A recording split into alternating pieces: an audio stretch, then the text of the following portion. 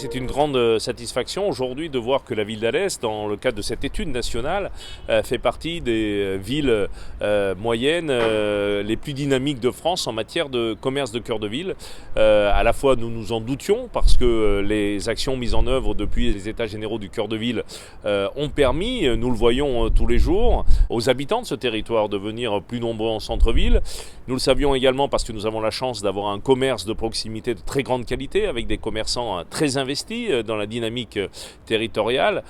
Donc ce n'est pas une grande surprise, mais c'est un très grand plaisir aujourd'hui que tout ça soit consacré au niveau national. C'est pas un coup de baguette magique qu'on remet en marche un cœur de ville.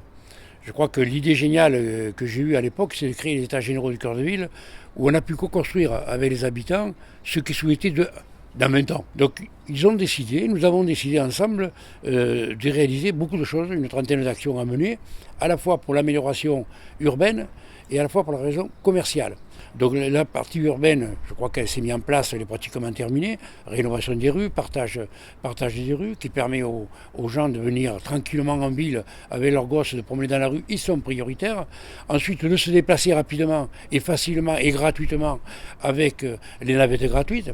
Et ensuite aussi, avec l'achat de tous les parkings de construction en ville. Je crois que tous les parkings aujourd'hui appartiennent à la ville et sont gérés en régie, qui a permis aussi, là aussi, de faire évoluer les tarifs, puisqu'on donne 2 heures gratuites de parking en structure, 1 heure gratuite en surface, etc., qui ont fait un coup de fouet énorme au commerce, d'après eux, c'est eux qui nous le disent, qui ont fait un coup de fouet énorme à leur activité.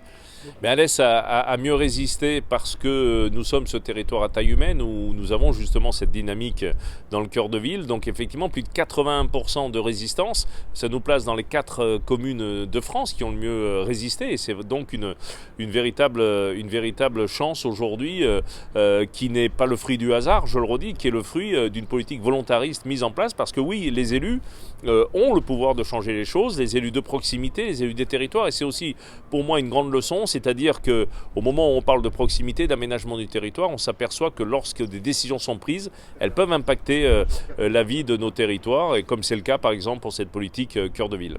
C'est quand même 15 ans ou 20 ans de travaux. Vous voyez la médiathèque, la cathédrale, etc. Je crois que tout ça, c'est un tout, je crois. Les déplacements doux, tout va avec. Je crois qu'on ne peut pas définir un seul élément. C'est pour ça que c'est un travail de très, très, très longue haleine. Et que les mandats de 6 ans ne suffisent pas pour le faire.